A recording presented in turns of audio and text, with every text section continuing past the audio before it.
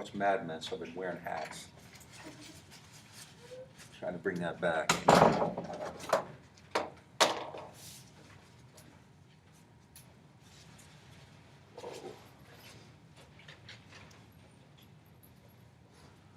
appreciate you coming out. I know it wasn't fun, but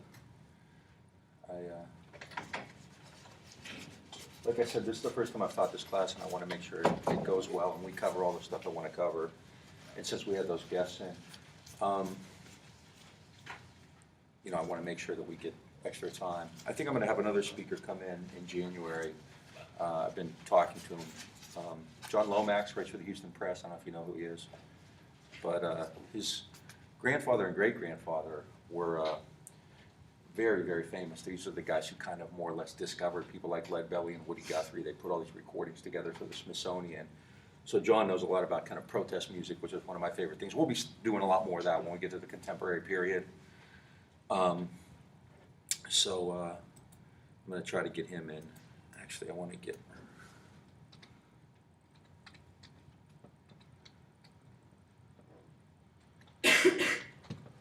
How's the Bread and Roses book coming? Everybody reading that? I'm supposed to at least lie about it. Say, of course, it's wonderful. Pretty.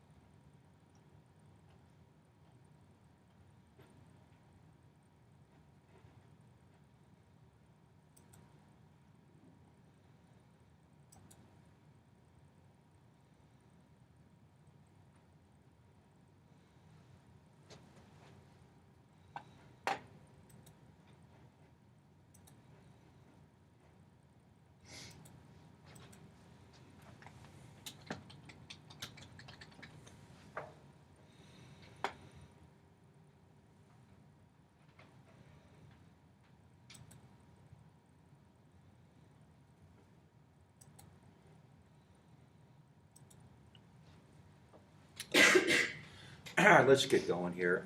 Thanks for coming out. What I want to do today is kind of pick up where we left off and then get up to probably around here, the World War I stuff. I'll get about this far. So we're going to cover, and this is a really important period. As I said the other day, typical histories, standard narratives of the United States don't cover a lot of this stuff. You get kind of a very triumphal history of the U.S., and when there are problems, you know, they tend to kind of have a resolution. Yes, we had this horrible slavery problem, but we had an ugly civil war, and it was taken care of at that point. It's often referred to as the consensus view of history. There's a consensus, everybody gets along, they move forward. It's very linear and progressive. You know, there's always progress, people are moving forward. And what I'm suggesting with a lot of this stuff, well, with this entire course actually, is that there's a continuous series of struggles attached to that, based on a lot of factors, but above all class, and that's really what we're going to start talking about in large measure today.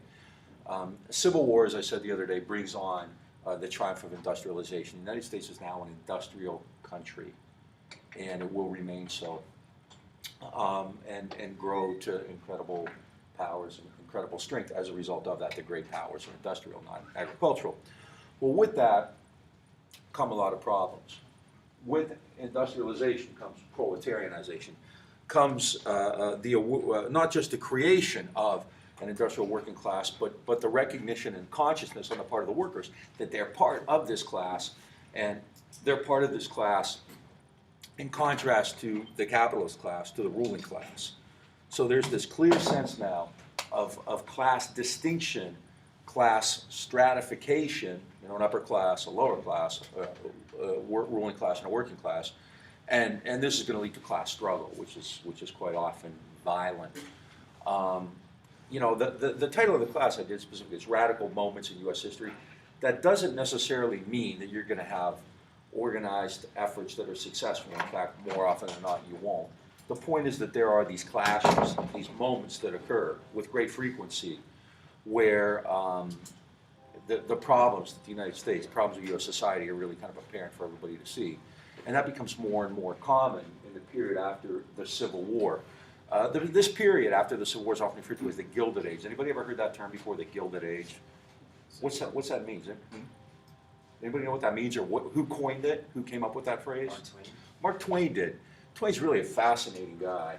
And I may talk about anti-imperialism, actually. I don't have it on there, but I could wing that, and that's actually not a bad idea. Twain, obviously, is famous as, I think most people would agree, the greatest novelist in American history. Twain, how many people know, was actually very, very much a political activist? Anybody ever know? Twain was really incredible. I mean, really in the pantheon of American political actors and political critics and dissidents, he's really on anybody's top list. Twain wrote this novel, The Gilded Age. And what does that mean, gild? What is gild? Anybody an artist in here? Designer? What's a guild? G-I-L-D. Not a guild, G-U-I-L-D, which is an association. Anybody know what guild is? You coat something on the outside. You coat something on the outside. It's often golden, right? It's very pretty. Why do you do that? The inside's... The inside's pretty bad off. It's rotten, it's corrupt, it's decaying, it's full of termites or whatever, right? So you create this gild. So if Twain's calling this the Gilded Age, what's he mean by that? Everything looks perfect on the surface, but underneath. Right. I mean, this is often called the age of the captains of industry, right? All these great men, Carnegie and Rockefeller, and the oil tycoons, and Jay Gould and Vanderbilt, from the railroads, and the Harriman brothers. Well, and the media loves these people. Rockefeller gives dimes out to little kids and that kind of stuff. And what Twain is suggesting in the Gilded Age is that below it, there's this real kind of rottenness, that industrialization has brought this great wealth and incredible power and wealth to the United States, but it's also created, kind of some serious social problems. People have left the farms, people have lost their artisanal jobs, now they're working in factories. And so inevitably, that kind of transformation, class transformation, economic transformation, is going to lead to challenges. Hegemonies. You know what a hegemony is? Hegemony is a powerful structure, a hegemony. And in this case, what would the hegemonic force be in post-Civil War America? Who would have hegemony?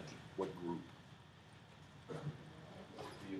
The elite, and in this case, the industrialists, right? The corporate capitalists, right?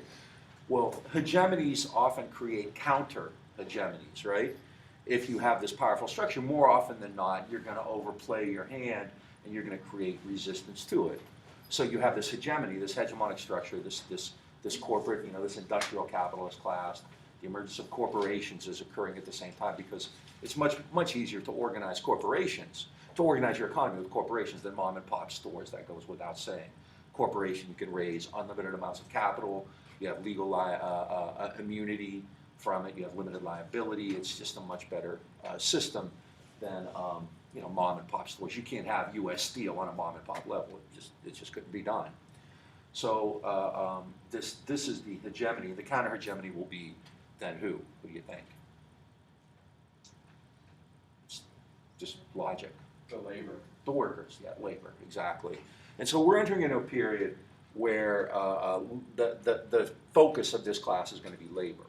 Now, when we get to the 60s and we talk about dissent and protest, it's not going to be labor so much as African Americans and students and women and environmentalists, groups like that. But we're entering this period from around 1877 is kind of when we get this kind of start to it, to the 1930s where it's going to be labor. What happened to this? I went in and I made some changes I guess they didn't save in the webpage. That's all right. So we're going to start in 1877. 1877 is one of the more famous years in American radical history or American labor history. It's the year of the Great Strike or the Great Uprising or the Railroad Strike. Call it whatever you want. Has anybody ever heard of 1877? It's a year of struggles. It begins on the railroads. The railroads, and remember I said the other day, in the period after the Civil War, the American economy was this constant upheaval, going up and down. You had this paper money. You didn't have solvency. You had to rebuild the South. So there's this kind of real, cycle of depressions. Well, they called them panics at the time, and so you have real problems in the period after 1877. And with that, a lot of companies begin cutting back, austerity measures, we would call them today. It's very similar to what's happening today, right? Now, when corporations or states institute austerity measures, against whom are they directed? Do they cut their own wages? Did they cut their own benefits? Did you see Goldman Sachs and Bank of America profits go down last year? No. So who's affected? The workers, right? And so what the railroads in particular do, remember, railroads are crucial. This is the reason the United States emerges and grows, explodes economically in the 19th century is due to railroads. Railroads create this transportation revolution so you can produce goods at one place and get them to another. I mean, railroads and steel mills are the underpinning of this great economy in the 19th century. So the railroads in particular are finding it tough to make ends meet while they're not making the same profits they did before. At one point, they're complaining that I forget the numbers, but essentially it's not like they're losing money, they're just not making the profits that they want. So they begin to cut wages. Not surprisingly, they go and they start cutting wages against the workers. And in the summer of 1877, the Baltimore and Ohio Railroad, following the lead of the Pennsylvania Railroad, which just a few months prior to that had cut wages, cuts the wages on its workers. All right, the B&O and the Pennsylvania Railroad now cut back on their workers' pay. And the workers suspected, with reason, that these railroads were coordinating their actions. They were talking to each other, and there weren't any antitrust laws or anything like that, so it wasn't as if this was surprising or anything like that. It's collusion, which is done all the time. The railroad workers understood, because these railroad companies, these operators were colluding, were coordinating their actions, that they would have to act collectively. One simple strike, if you strike against the B&O, so what?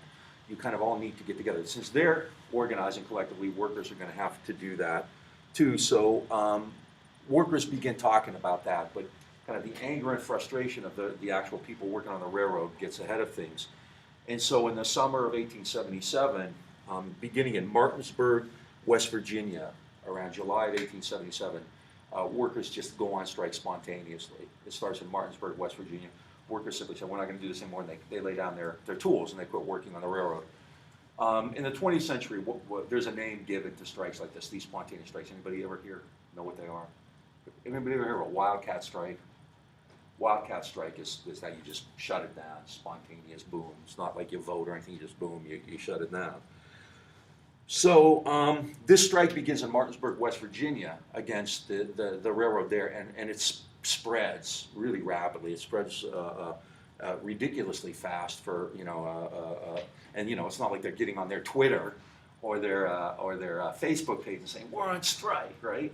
So communication isn't that easy yet. Word spreads very rapidly, and pretty soon this strike spreads to Louisville, Kentucky, Baltimore, Pittsburgh, Chicago, and workers begin to organize first on the railroads. They start to strike against the railroads. They block railroads from moving. They block freight traffic. They close the B&O Railroad altogether. In Chicago, they shut down pretty much the entire industrial structure. They halt railroad traffic throughout Indiana and Illinois, all of these strikers. And then, and what makes this so impressive and so different and worth talking about is that it spreads from the railroad industry, from the railroad workers unions to coal, and a lot of these guys aren't unionized either. But it goes then to the coal miners. The coal miners want to show solidarity, so they have a sympathy strike. So and again, in places like Illinois and Indiana, the mining companies are attacked because they've been doing the same thing as the railroad companies. The mining companies have been reducing wages and things like that. They'd increase workloads. I mean, miners worked about 14 hours a day for 6 days a week. I mean, imagine that. You're in the mines for 60, 70, 80 hours a week. So, I mean, the average lifespan for a miner, I don't think they made it to 40. I mean, well into the 20th century, miners didn't really make it to 40. So obviously in this era, it was incredibly short. And so the miners go out in support of the railroad workers, right? And this begins to spread all over.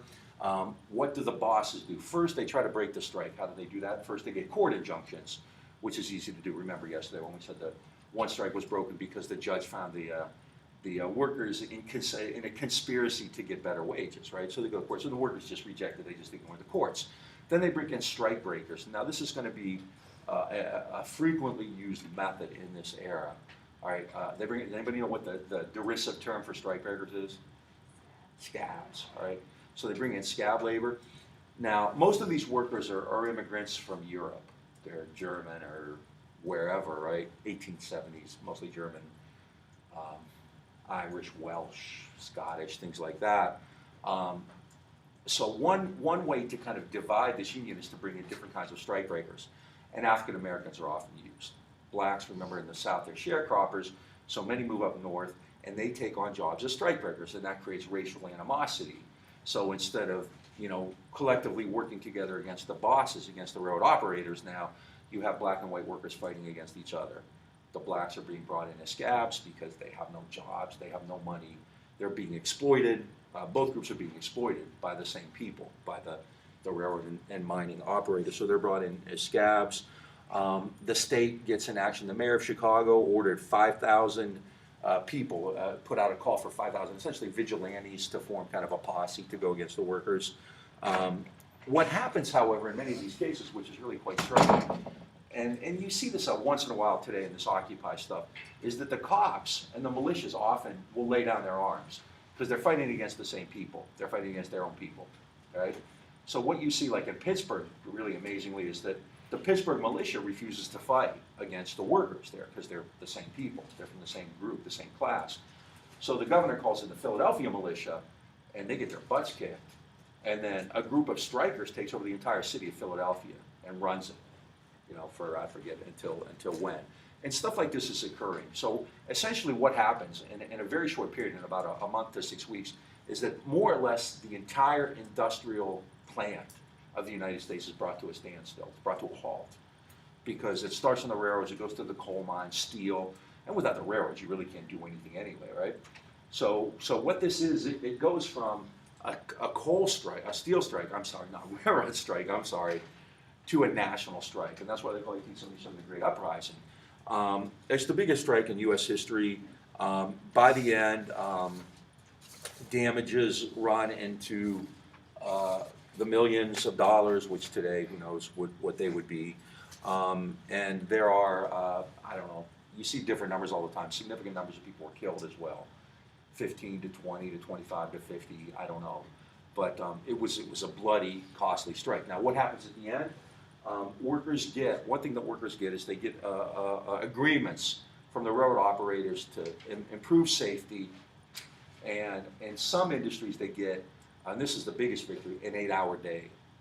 One of the major demands of workers throughout this period is that they want an 8-hour day. Mainly because, their slogan was 8 hours for work, 8 hours for sleep, 8 hours for what you will.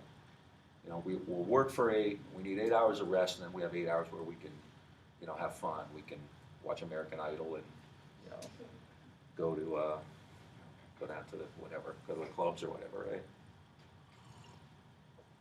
So in the railroad industry, they get an 8-hour day, and it's obviously for safety reasons too. Railroad industry, every year, railroads, over 1,000 people die, many of whom have worked 3-4 shifts in a row. You have railroad engineers who haven't slept in like 24, 36 hours. Do you want a guy running a train who hasn't slept in a day and a half? Probably not. So this is a great triumph. This is in many ways the highlight, and I don't want to overplay it. I mean, there's a lot of damage, and the bosses and the media really beat up workers. They're anarchists, they're terrorists. They use the word terrorist.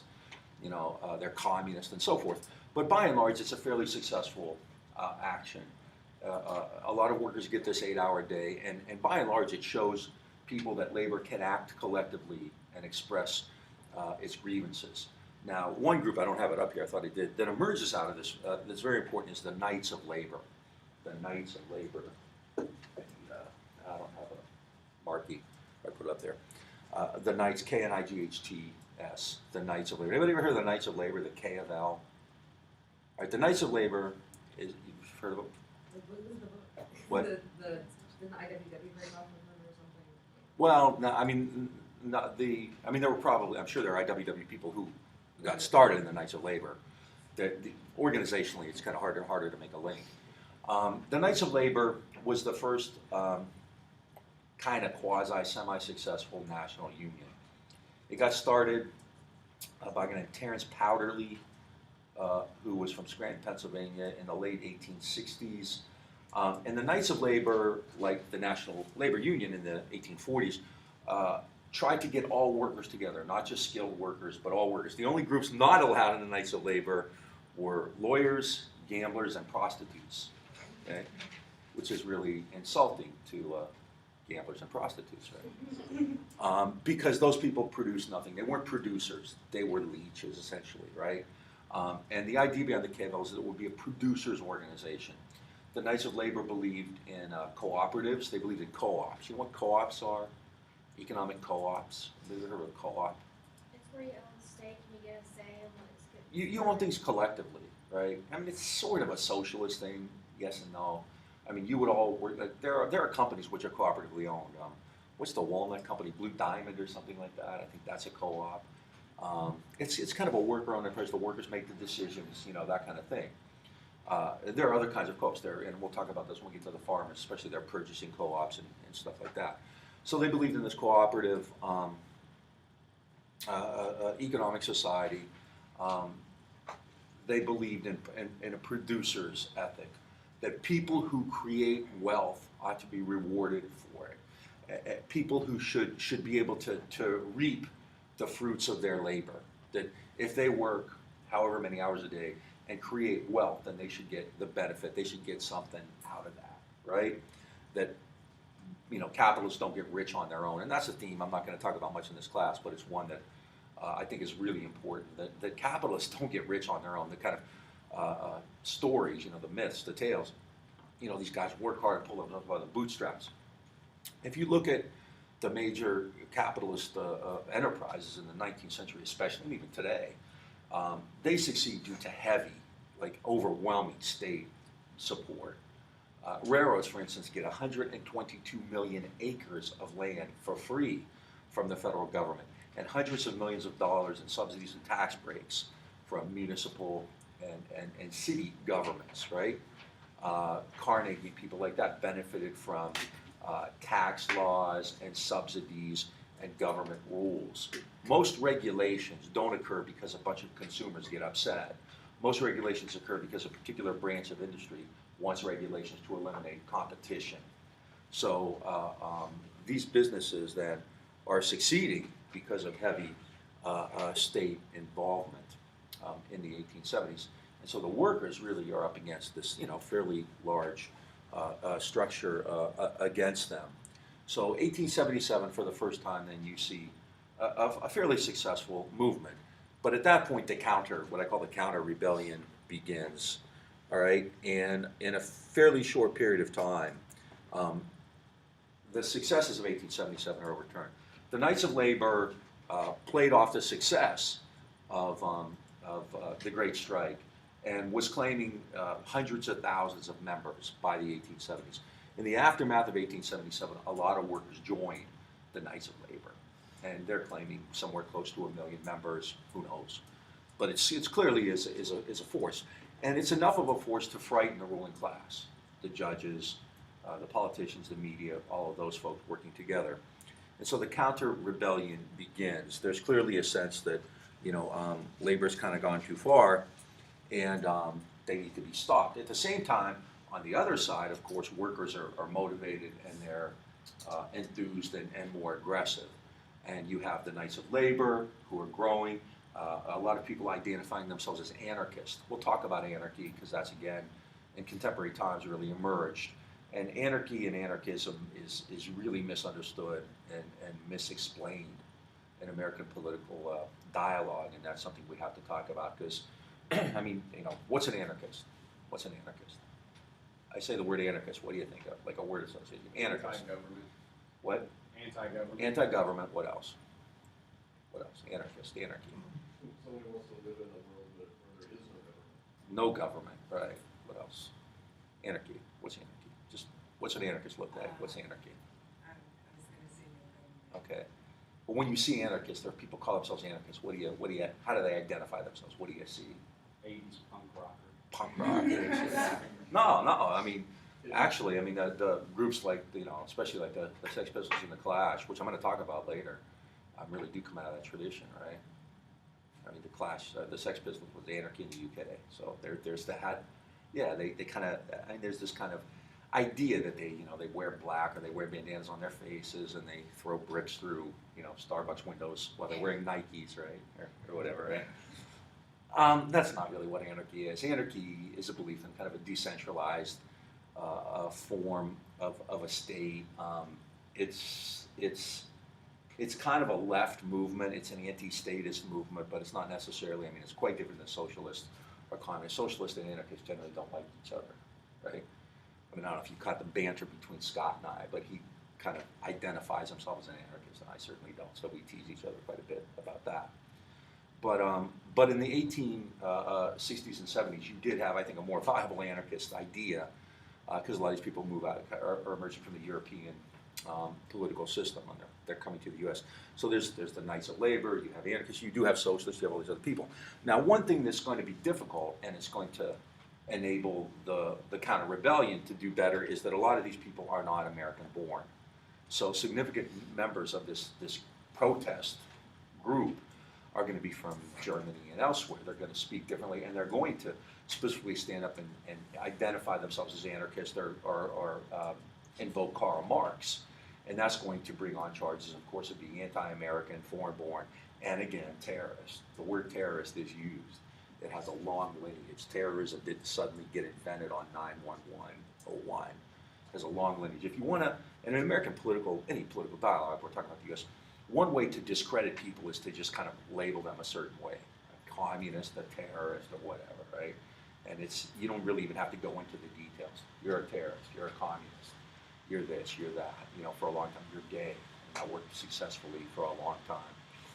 You're a witch in Salem, Massachusetts, right? You can get away with a lot simply by identifying somebody in a certain way. The Civil Rights Movement, for a long time, Martin Luther King was communist. That was kind of a running story for quite some time. Anti-war movement, they're influenced by the communists. Today, if you question the war, on 9/11, I don't know if you remember, you're too young, probably Bush's press secretary that night went on TV and he said, "You're either with us or that's worse. You're either with us or you're with the terrorists. There's no middle ground. You couldn't hate terrorists but think that you shouldn't go to war." So, and that's what happened. So the media and all these people are playing up these are foreign-born anarchists or foreign-born terrorists. So this is going to lead to the counter-rebellion. And 9 years after the Great Strike of 1877, you have one of the kind of more significant, better-known labor actions in American history, and this occurs in Chicago. The famous Haymarket Uprising, Haymarket Riot. The language, as you notice, I'm kind of careful with. The words riot and uprising seem to imply something quite different, don't they? If I say Haymarket Riot, what do you think? Haymarket Riot, or just the word riot. When I say riot, what do you think? Yeah. What's that? So people going crazy. People going crazy, right? Is there any purpose to it, really? Okay. But if I say uprising, what do you think? Violence involved. What's that? Violence involved.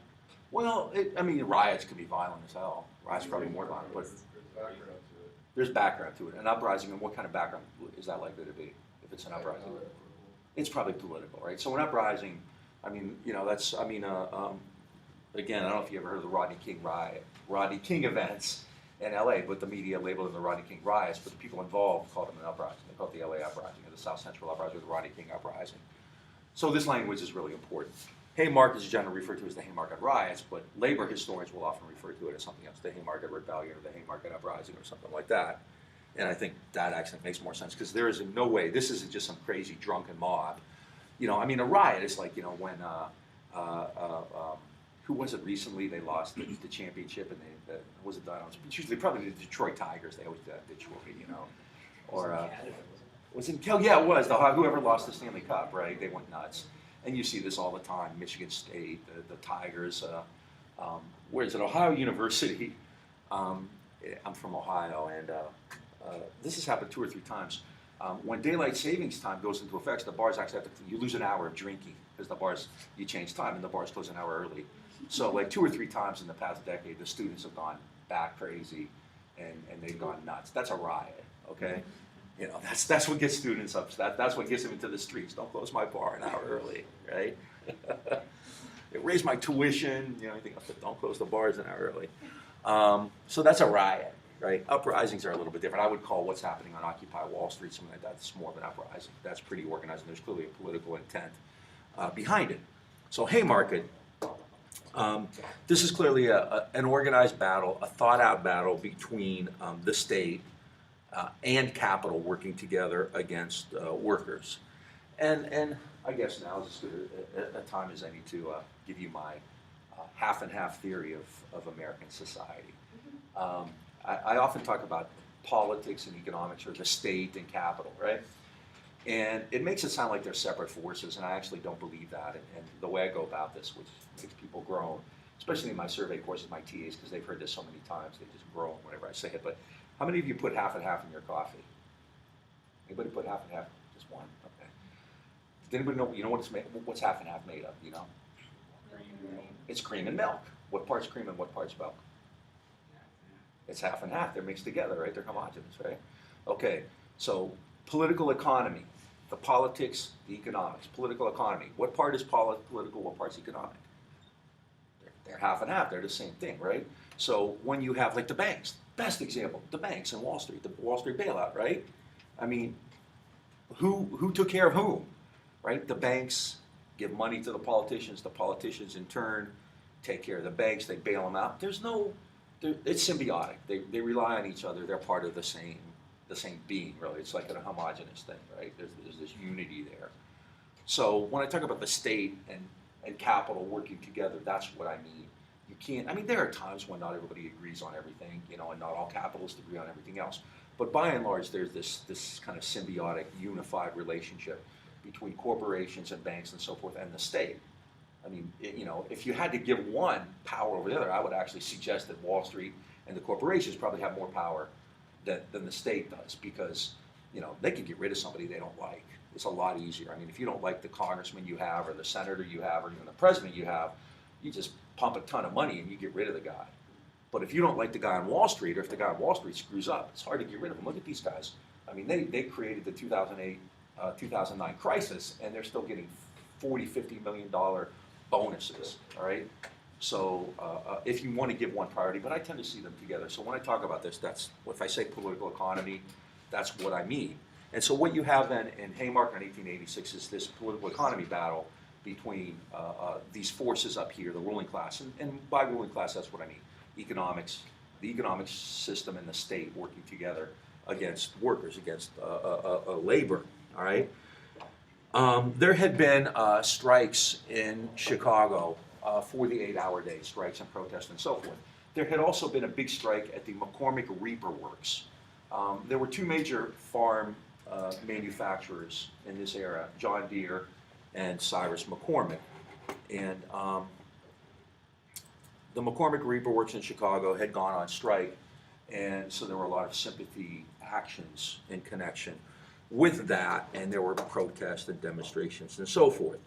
On May 3rd, there was a big protest, and police at McCormick Reaper Works at the McCormick Harvester plant, and strikers. There were scabs being brought in, and again, African American scabs are being brought in, and so a lot of the strikers themselves and their supporters try to attack the strike breakers, and the police come in and they go nuts on the strikers, and it gets very violent, and a lot of strikers are injured. Labor leaders and anarchists and radicals in Chicago then call for a big meeting the next day at Haymarket Square. This is May 4th, 1886. The rally was peaceful. It was, again, I mean, it wasn't well attended. People forgot to, announce it on Facebook and Twitter. And so it wasn't well attended. It was rainy, kind of a drizzly day. It was peaceful. As it was concluding, the police said, "We're going to shut. You need to shut this thing down." It was almost over anyway. And then all of a sudden, out of nowhere, a bomb explodes. Right, boom, and of course, the police go nuts at this point. They kind of get medieval, and they open fire because of this stick of dynamite. 7 policemen were killed in the melee, and a bunch of workers were killed and injured too. All right. Nobody ever identified who threw that dynamite, and in fact, people who started working on this topic many years later are more likely than not convinced that it was probably a police provocateur. That's one thing you see all the time. The police will plant people, and quite often the most radical. If you're ever in a group and somebody comes in and says, like, well, let's kill people, and it's a good chance they're a cop, right? They're provocateurs. They're agents provocateurs. They're there to provoke you to do something stupid so that the cops have a reason to come in and bust heads, right? And that's exactly what happens with Haymarket. The police go in and bust heads. They arrest a bunch of people and put them on trial, and they have a big show trial. And these are really, if you ever want to read, I mean, these things are really quite moving. Louis Ling's is kind of one of my favorites. But take a look at these. There's a reason actually I put these links and stuff up there. It's for you to look at them, believe it or not. Albert Parsons is really interesting. What the hell was her name? Albert Parsons was an older guy who married this like 16-year-old ex-slave. What was her name? I can't remember. And they were like kind of the first couple of American radicalism. They were kind of like Susan Sarandon and Tim Robbins used to be, or Sean Penn and whoever he's with or whatever. So, they go on trial. And I forget how many, 2 or 3 of them are sentenced to, they're sentenced to death, and 2 or 3 of them actually are hanged. And Louis Ling's statement before that is really quite moving. In the larger sense, what this does is it really damages labor. The Knights of Labor loses membership and really kind of fizzles at that point. A lot of corporations decide, screw the 8-hour day, we're not going to give it to you, or if you have it, we're going to take it back or cut back on you. There's a counteraction against labor. It's harder for labor to organize. It's harder for labor to get good publicity. The courts attack labor. So, kind of the successes of 1877 are more or less wiped away. And the American people take sides, of course, with the police, because you're not going to side with a bunch of dirty hippie anarchists, right? These guys are out there wearing Clash T-shirts and Ramones and Dead Kennedy T-shirts, and Jello Biafra's doing benefit concerts for them and stuff like that. So it's just, they're not going to get a whole lot of public sympathy, right? And this is going to lead to a more rapid decline of labor. In 1892, the movement is emerging in Homestead. There's a steel plant in Homestead, Pennsylvania. And Homestead was a union plant, but not all the plants in that area were. No, actually, Homestead wasn't a union plant, but it was getting paid. Anybody heard of prevailing wage rate? All right, if you're living in an area where there are unions, even if you're not in a union, you're likely to be paid more. Why? Because union work creates what's called a prevailing wage standard. People at that mill make this much money, which means that the stores will charge more. If you make more money, stores charge more. It just creates a bigger economy, a better economy. And so people who aren't in union work will still get better wages because they need kind of cost of living, in that area. And so Homestead is doing quite well, but steel, this is another time of economic decline. The price of railroad steel was going down from $35 a ton to $22. So when that happens, how do you make up for it? When the price of your goods goes down, how are you going to make it? If you're a boss, what are you going to do? You're going to cut wages, obviously, right? And so they do that. Carnegie had only recently bought the plant in Homestead, and he put in charge of it a guy named Henry Frick, Henry C. Frick, all right? If any of you ever go up to my office, you will see a picture of me and Henry Frick. It's his statue, and I'm giving him half the peace sign, as they say. Frick was a no-good SOB, and his friends would say that about him too. Frick was put in charge of the strike. Carnegie said, I want you to break this union, and he takes off for Europe. Because Carnegie has this wonderful reputation, right? He's the guy who gives people libraries and does all this nice stuff. And he didn't want people to know that he was just as bad as Frick, so he puts Frick in charge of it. And Frick begins closing down the mills because the workers are agitated. The workers are told they have to take wage cuts, and they're saying, no, we're not going to do it, right? So it's getting worse and worse. Frick says, I'm not going to negotiate with the union. Homestead was a union plant. I'm not going to negotiate with the union. You're either going to, take the cuts that I demand, or we'll see what happens then. And so that's what happens. The workers, even the non-union workers in the area, overwhelmingly vote that they will not accept the cuts, right? And that they're going to go on strike. Before they could go on strike, however, Frick built a fence 3 miles long and 12 feet high, barbed wire around the plant, okay? We just saw this happen twice in the past year with the NFL and the NBA. What do you call that? A lockout. It wasn't a strike, it was a lockout. All right, the players in both the National Football League and the National Basketball Association were locked out, okay? It's different than a strike. The owner said, we're not gonna let you in to do your work, right? So there's a lockout. Frick takes the initiative here, and before they can go on strike, locks them out. And then he decides, not surprisingly, to bring in scab labor. This is always dicey, and in fact, it's getting more and more violent. A lot of local people were sworn in as deputies. People are bracing up. They're buying guns. They're buying weapons. It's getting uglier and uglier. Frick also decided to enlist professionals to help him. There were two major businesses that help you break strikes and attack workers: the Baldwin Felts Agency and the Pinkerton Detective Agency. Have any of you ever heard of either of them? Either Baldwin Felts or Pinkertons? You've heard of Pinkertons? Yeah. Well, Pinkertons got started actually to break unions. First time I ever heard of a Pinkerton, I was actually, when I was little, I used to go to baseball games at Cleveland Stadium, and they actually had ushers who wiped the seats down and gave you a program and stuff, and they were Pinkertons who worked at the ballpark at Cleveland Stadium. So I always thought Pinkertons were nice guys. They brought you to your seat. And I got a little older and learned about what Pinkertons were. The Pinkertons were brought in. Well, there were spies, all over the place. And so the workers found out about the Pinkertons. They were coming on a tugboat on the Ohio River, and they opened fire on them. And again, you have a pitched battle, and both Pinkertons and workers die in the process, right? There was a 14-hour exchange of gunfire. The workers declared victory in that particular battle, but it was a short-lived success. Frick rallied. He got the governor of Pennsylvania to send out the militia. Again, this is what I talk about political economy. The governor, right, there's this theory of democracy. Who does the government represent? All the people, right? Yet, whenever there's this labor struggle, who does the government come out and support? The businesses, the corporations, right? So they send the militia out in order to stop the workers. The courts come out and they arrest most of these leaders, and eventually they get the plant working again, right? And so this is a major defeat. Most of these guys at Homestead never work in the mills again. They're blacklisted. There's an interesting sidelight to that. There was an anarchist named Alexander Berkman, and Alexander Berkman is the lover of Emma Goldman. If anybody heard of Emma Goldman, we're going to have some stuff about Emma in there when I talk about anarchy. Read Emma.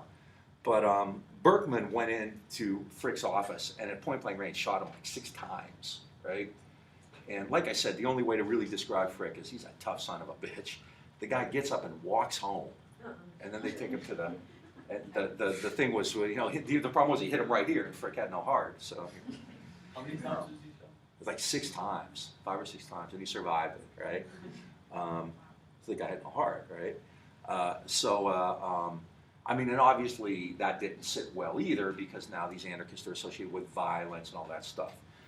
So again, you know, these triumphs of 1877 are really fading. In this particular period, the last action occurs a couple years after that in Illinois, in a town called Pullman. Now, Pullman's interesting for a lot of reasons, of course, but Pullman's a company town. Anybody ever heard of a company town? It's built up around a certain industry. It's the Pullman industry. Pullman makes sleeping cars. People, when they wanted to travel luxuriously, they couldn't get in an airplane or anything like that, obviously, so they traveled by train.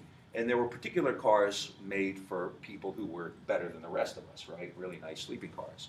You could sleep in them, you'd be served food, they'd have a bar, things like that. This is really well until the 1940s and even the 1950s. Malcolm X worked on a sleeping car with Red Fox, in fact. They used to be buddies. Pullman makes sleeping cars. And again, it's a tough economy, right? And so the Pullman Palace car, they call them palaces, the Palace Car Company, cut wages, right? And there's a company town there. So not only do you work for Pullman, but you live in Pullman, Illinois. Where do you shop? Do you go to Walmart? Do you go to Target? Where do you shop? The Pullman. The Pullman store, right? Where do you buy food? The Pullman store, right? Where do you go to school? The Pullman school, right? The best part of this, of course, is how do you get paid? Do they give you U.S. dollars, U.S. cash? They give you like They give you Pullman dollars, they give you script, Pullman money, right? Now, that money's only good in Pullman, right? Which means what can they do to their prices? They can charge whatever they want.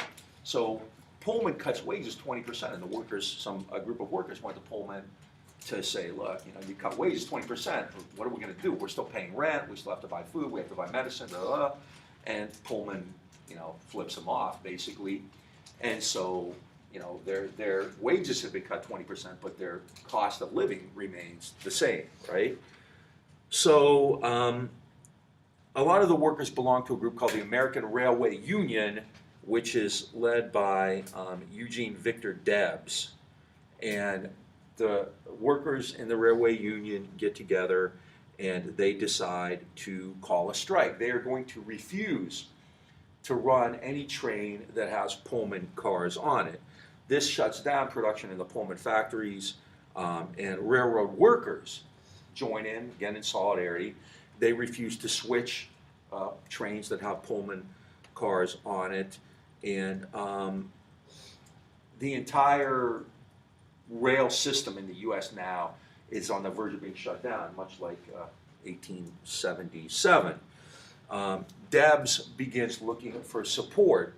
At this time, there was another major union emerging, a national union. After the Knights of Labor died out, the dominant union, which is still around today, that emerged was the American Federation of Labor, the AFL. You've all heard of the AFL, right? What's it called today? The long term, AFL-CIO. This was a merger with another union. The American Federation of Labor is a conservative union. It's a skilled workers union. And the organizer, the guy who more or less founded it, Samuel Gompers, called it unionism pure and simple, or business unionism. Gompers believed that unions shouldn't be out being socialist or anarchist and trying to change the world. They should simply try to get better wages and working conditions for their workers. Debs is, if not a socialist or an anarchist, pretty close, right? So Debs wants to shut down the entire system. He goes to Gompers in the AFL to look for support, and Gompers says, no, you can't win this strike, it's not 1877. Gompers may have been right, but at the same time, what it did was, you know, fatally damage Debs' attempt to shut down the country like they had done in 1877. 125,000 workers in 29 railroads had gone on strike. They'd quit work. A lot of railroad operators tried to bring in strike breakers, again, mostly African American. That had led to violence. It was getting ugly. The railroad operators start going to court. They get injunctions. And Pullman goes to the governor of Illinois, John Peter Altgeld, and Altgeld had been elected with worker support. And this is really shocking. Altgeld refused to intervene. You know, remember at Homestead, the Philadelphia governor, or the Pennsylvania governor, I'm sorry, sent troops in. Altgeld refused to intervene. So if the state government won't help you out, you go over their head. Where do you go next? You go to the federal government. They go to President Grover Cleveland, who was a Democrat, also elected with a lot of worker support. And what did Cleveland do? He sent out 12,000 Army troops in order to break the strike because they had been interfering with the mail. It was a federal offense. They weren't, because mail, U.S. mail is brought on railroads, on trains, right? And the mail must go through, whether sleet or storm or all that stuff. So they charged them with a conspiracy to interfere with the mails. It got ugly. 13 strikers were killed, 57 were wounded. 6,000 rail workers participated in these strikes and caused, again, many millions of dollars in damages. What happens at the end? The strike is broken. Debs is put on trial. His lawyer is the famous Clarence Darrow. You ever heard of Clarence Darrow? He represents Debs. The lawyers, the prosecutors, dropped the conspiracy charge to obstruct mail, and they instead charge him with violating the injunction to go back to work, and he was found guilty and spent 6 months in jail. Algeld kind of gets the last laugh because when Cleveland runs for re-election in 1896, Algeld leads the group that denies him the nomination for the Democratic Party. On the other hand, though, if you look at this period, 1877 to 1894, what you see is the kind of highs and lows. 1877, you have this kind of emerging national labor movement. The Knights of Labor, kind of best organizer in that group, which achieved some success, right? It's 8-hour day, good publicity. By 1894, in the aftermath of Haymarket and Homestead and Pullman, most industries have reneged on the 8-hour day, and the media has led a very successful attack on labor, so that people consider them, like I said, socialist or anarchist or terrorist or whatever. And so the triumphs of 1877 are gone. But what you have now is this sustained period of radical protest and violence. This is radical and violent class struggle, okay, in the United States, right? Any questions on that? All right, it doesn't go away, and there are actions every year. I mean, I'm just kind of hitting the ones that are better known or bigger. And this repression and tragedy continues well into the 20th century. Probably the two best examples of this are the Ludlow Massacre and the famous Triangle Shirtwaist Company fire in New York, right? Triangle actually occurs first in 1911. Triangle isn't so much a movement, but what it does is it crystallizes people. It informs them of how bad conditions are. Has anybody ever heard of the Triangle Fire? I have to find it. I have an FLV of a documentary on it, but I can't attach that to the webpage, so I need to find the original source. I think it's a PBS thing. But what do you know? What's the Triangle Fire? What do you know about it? It was a fire that happened in a shirtwaist women's closets. Yeah. And when the fire started, the building got locked. All the outside doors were locked, and the workers could not get out, despite the fact there was a fire racing through the building. And you end up with a whole bunch of people dying. People jumped out of windows, and just. What kind of what was the place where they were called? We use that phrase again still today. Okay, you were going to say it. Starts with an S. Sweatshop. They were in a sweatshop. A lot of textile work, even today, was done in places called sweatshops. Actually, sometimes you would just rent out, like the Triangle Shirtwaist Company would just rent out like an entire top floor of a building. And who was generally doing this kind of work? Immigrants, and especially women, younger, poor immigrant women, especially, right? They paid 75 cents a day or 50 cents a day, something like that. And they were not allowed to take bathroom breaks except for certain times. And the doors were always locked, and in fact, they were padded down. Most of these people were padded down when they left because they were afraid they were going to be stealing, swaths of cloth. And they often did that, actually take clothes to make their own clothes at home. So they were padded down. There was only one door, right, that they were allowed out of. The fire breaks out. That door is locked, and out of the 500, mostly young girls, young women there, 140 some die, right?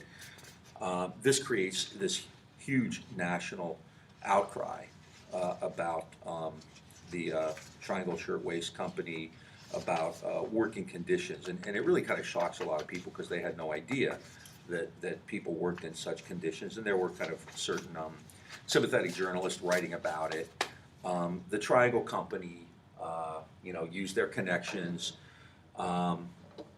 Two of the foremen were actually indicted on criminal charges, and there was a trial, and they were acquitted.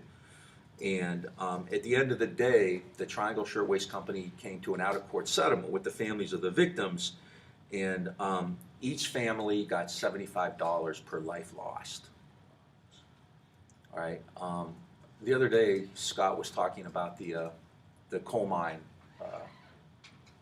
tragedy in West Virginia. I'm forgetting where it was. 29 people died. It's the same thing. There were no criminal indictments brought. The amount was $200 million, which is more than $75 a person, but still, there were no criminal indictments. Blankenship has now moved on, purchasing another coal mine. There were over 800 outstanding OSHA violations at that particular mine in West Virginia that Blankenship and others just ignored. So 1911, 2011, this is the 100th anniversary. This year was the 100th anniversary of Triangle, so there was actually a lot of stuff going on about the centennial and things like that. What this shows, again, is that on one hand, workers are appalled by this, and you do have a lot of organizations surrounding it, but there's also a defiance on behalf of the ruling class. The Triangle Shirtwaist officials never budged. They used their connections. They were acquitted, and they made this paltry payment. 146 times $75. What is that? That's $12,000 total, right, for this massacre, of these young women. And the victims obviously didn't have any political influence, so it's not like they could have invoked anybody or anything like that. So the Triangle Shirtwaist fire really galvanized a lot of people, and again creates kind of this impetus for action and unions and things like that. Within the garment workers, within the garment trades, the needle trades, there were more unions after that. A few years later, there's another, and you should check these interviews out. These were done, I forget, much later, but there were actually 3 survivors. There were still 3 survivors around from the Triangle Fire, and so these 3 interviews are 3 survivors of the Triangle Fire. 3 years later, there's another one at Ludlow, Colorado. Anybody heard of the Ludlow massacre? All right, Ludlow is really, again, one of the more infamous violent labor struggles in U.S. history. There was a mine in Ludlow, Colorado, owned by a Rockefeller company. Rockefeller owned a company. It was called Colorado Fuel and Iron, CFI. Miners were paid $1.68 a day. Okay, $1.68 a day to work in the mines 12 hours a day. $1.68 a day. Right, very harsh conditions. Fatality rates were very high, and in Colorado, they were double the national average. So the mines in Colorado were particularly dangerous. Colorado miners had been trying to unionize, to form a union or to join a union. They wanted to join a group called the Western Federation of Miners. They were trying to later organize the United Mine Workers of America. They would later join another group called the IWW, which I'll talk about in a minute. Their demands for higher wages and trying to organize a strike enraged Rockefeller. The sweet old man who gave out dimes was one of the most hardcore, really viciously anti-union businessmen in U.S. history. Rockefeller, as much as Frick, actually despised workers and unions. And in fact, he gave money to the people in Colorado to arm up. They started to create an arsenal. There was never any thought of negotiating. They bought an armored car with mounting machine guns, which they called the Death Special. They purchased guns, they purchased weapons, they started deputizing people, bringing in outside troublemakers and thugs and things like that. On October 17th, the Death Special, I keep thinking of the end of Animal House when the frat puts together that crazy car, but this is much worse than that, right? The Death Special attacks the tent colony where the miners were staying. The miners had a tent colony where they slept. And, you know, sleeping outside in a tent in winter in Colorado isn't fun to begin with, right? A young girl was shot in the face that day. Another boy's legs were shot up with machine gun bullets. There were confrontations between strikers and scabs. And eventually, in late October of 1913, the governor called out the National Guard. Union members were being beaten and kidnapped, but they kind of held out. They held out. National Guardsmen were hassling them. There were shots being fired into their encampments. This continues now for the next several months. In early March of 1914, the body of a scab worker was found beaten to death near a railroad, and the National Guard and the police came in very upset to you know, kind of investigate this and see what they could do. Ludlow then was targeted. It's a camp, it's a tent encampment, and a lot of these families inside the tents had dug big holes, because quite often when the bullets came flying, they would tell their families to get in the holes. So they hear something going on outside, and instinctively the women and children get into these holes to avoid the flying bullets. The National Guard and others start firing into the camp. The miners start firing back, and you have this pitched battle for about 14 hours. In the afternoon, a bunch of the miners were able to escape. Others, though, continued to exchange fire with the National Guard. One guy from the Union went out to talk to the National Guard. The National Guardsman in charge hit the guy in the back of the head with his gun and killed him on the spot. So, and then shot into him, kind of like a mob hit almost. So you can see it's getting pretty ugly. That evening, the militia comes in and sets fire to the camp. All right, so under the cover of darkness, they set fire to the camp. They killed 26 people, mostly, again, women and kids. News of this massacre, that's the only thing you can do to call it, spread, and workers around the country went on strike in solidarity with this action, right? There are some good accounts of the Ludlow massacre, but even more, I think it's interesting to see what the government and Rockefeller were saying about it. At one point, Rockefeller writes to the head of the Colorado enterprise, he says, "We feel that what you've done is right and fair, and that the best position you have taken in regard to unions and the mines is in the interest of the employees of the company. Whatever the outcome, we will stand by you to the end." So what Rockefeller keeps saying is it's in the best interest of the workers not to have a union, right? A federal mediator comes in, and again, this is the, we talked about the state and the corporations working together. This is a federal mediator, Ethelbert Stewart. Ethelbert, not a name you see very often. I think it's one we need to bring back. This is the U.S. government. Theoretically, perhaps, the case of having nothing to do in this world but work ought to have made these men of many tongues as happy and contented as the managers claim. To have a house assigned you to live in, to have a store furnished you by your employer where you were to buy of him such foodstuffs as he has at a price he fixes, to have churches, schools, and public halls free for you to use for any purpose except to discuss politics, religion, trade unionism, or industrial conditions.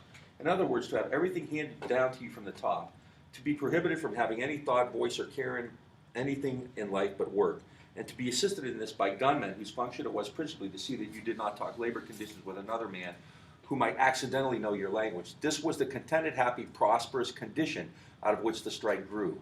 That men have rebelled grows out of the fact that they are men. Okay? Rockefeller defended the fact that he didn't want a union in here.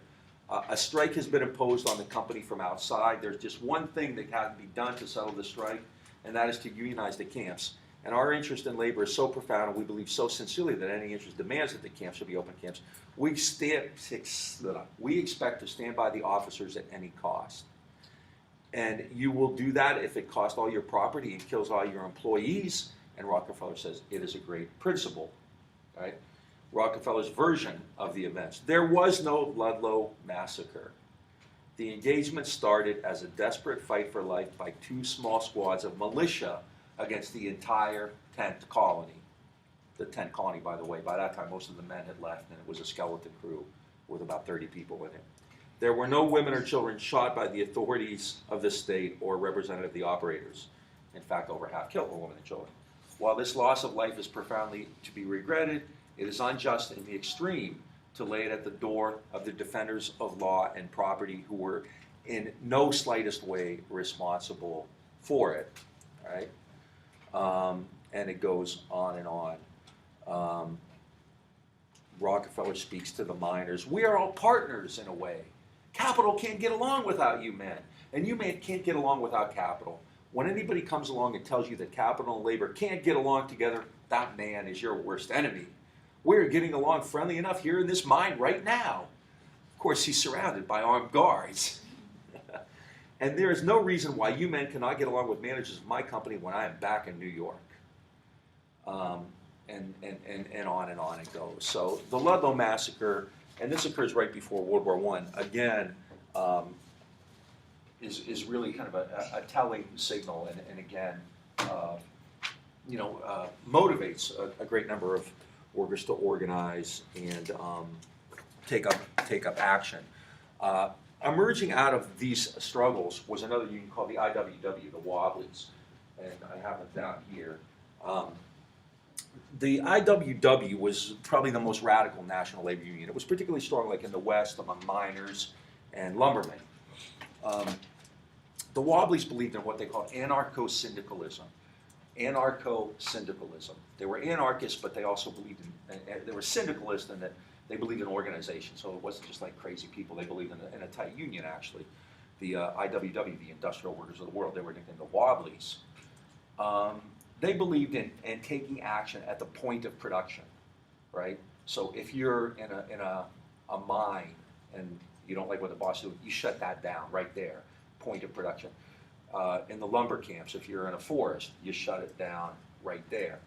So they were by far the most radical group. They were willing to use violence. They were armed. They hated and were hated by other unions, especially the AFL. There's an old wobbly joke, which nobody laughs at, but I think is funny.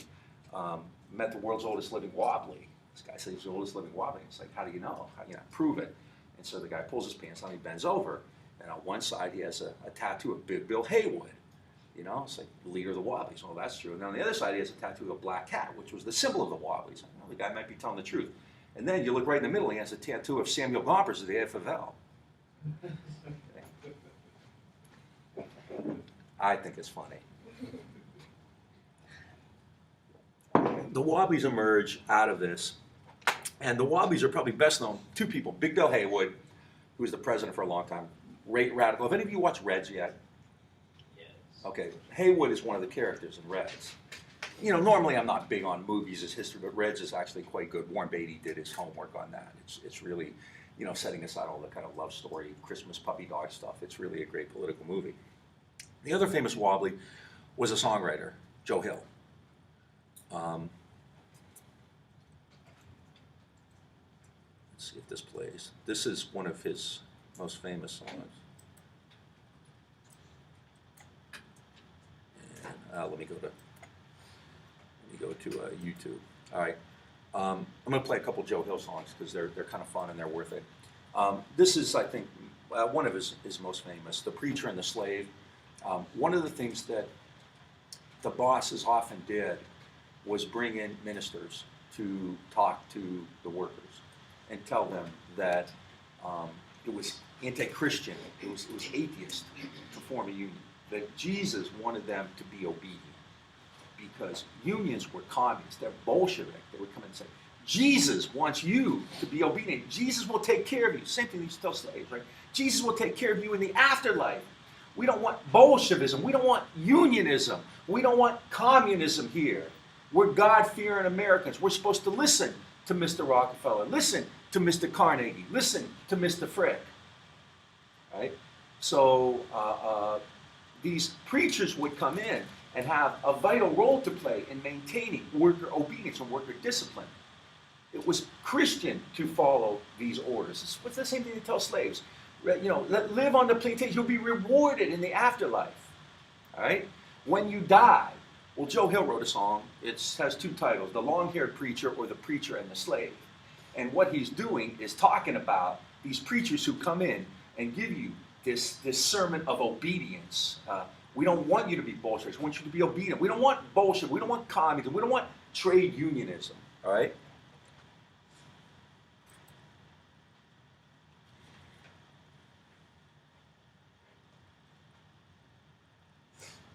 Wait a second. There must be... Oh, that's right. I muted it the other day. My bad. Yeah. Did you know Joe Hill? Yeah, I know him as well as anybody could be said to know him. He was a man of mystery. Nobody really knew the guy. Where did you first meet Joe Hill? Well, I think it was in Fort Lauderdale. When was this? That was in the fall of 1910, and incidentally, I had the honor of singing The Preacher and the Slave, the long-haired preacher song. Everybody knows that. Yeah. I had the honor of singing that for the first time in public. Joe brought it in and turned it over to the secretary of the Portland local of the IWW, and he got out a leaflet on it, and I think we sold at the Second Street meeting. The First Street meeting we weren't prepared. We didn't have it printed, but the Second Street meeting we sold over $30 worth of them at a dime a throw or whatever they wanted to contribute. So you were the first one to sing it? I was the first one to sing it in public. Sing it now. Long-haired preacher? Yeah. Long-haired preachers come out every night, try to tell you what's wrong and what's right. But when asked how about something to eat, they will answer with voices so sweet. You will eat by and by in that glorious land above the sky, way up high, work and pray, live on hay. You get high in the sky when you die. Holy rollers and jumpers come out, and they sing and they clap and they shout. Give your money to Jesus, they say. He will cure all diseases today, and you will eat by and by in that glorious land above the sky. Work and pray, live on hay. You get high in the sky when you die. And the Starvation Army they play, and they sing, and they clap, and they pray, till they get all your coin on the drum. But they'll tell you when you're on the bum, you will eat by and by in that glorious land above the sky, way up high, work and pray, live on hay. You get high in the sky when you die. Working men of all countries unite. Side by side we for freedom will fight. When this world and its wealth we have gained, to the grafters we'll sing this refrain. You will eat by and by, when you've learned how to cook and to fry and bake a pie, chop some wood, it'll do you good. And you eat in the sweet by and by, you wise guy. So what's the message there? Work yourself to death. Work yourself, because you get pie in the sky when you die. Don't worry about what happens here. Lord will take care of you. Be a good worker. Don't submit to the seductress lure of socialism, of Bolshevism. And if you don't do that, when you die, same thing they told slaves, you get rewarded in the after. You'll cross the River Jordan. You'll get pie in the sky when you die. Right? This is probably his most famous song, Casey Jones. There's an old folk song, Casey Jones. Well, Joe Hill wrote his own version of it.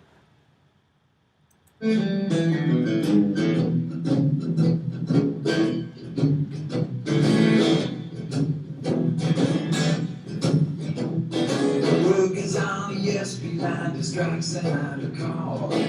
Casey Jones, the engineer, who wouldn't strike at all. His boiler, it was leaking. His drivers on the bone. And his engine and his bells, they were all on the plumb. Casey Jones, he kept his jump out running. Casey Jones, he was working double time. Casey Jones, he got a rookie medal for being good and faithful on the ESP line. The worker said to Casey, won't you help us win this strike? Casey said, like me alone, you better take a hike. And Casey's greasy engine ran right off the road on track. Casey hit the river with an awful crash. Casey Jones, he hit that river bottom.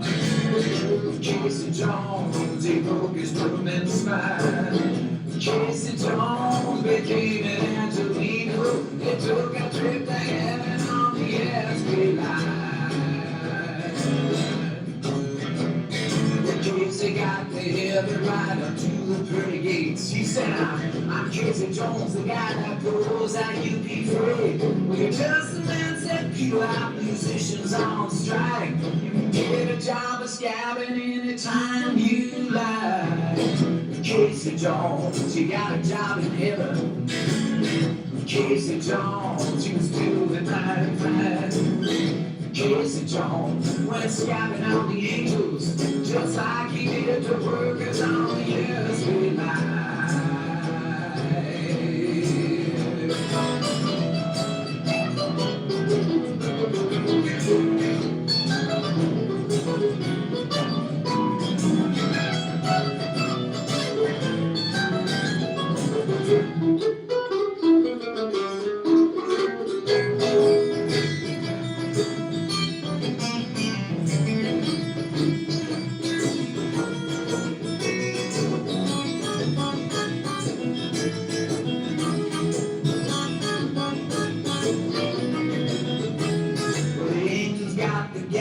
Said this isn't fair. For that Casey Jones to go around, I was scabbing everywhere. With the Angels Union 23, they sure were there. And they promptly fired Casey down that road instead.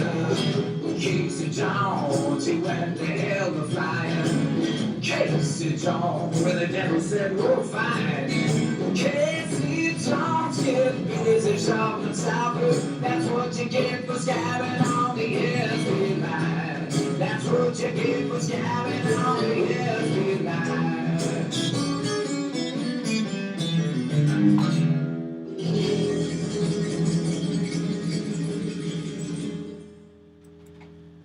So, what did the union think of scabs?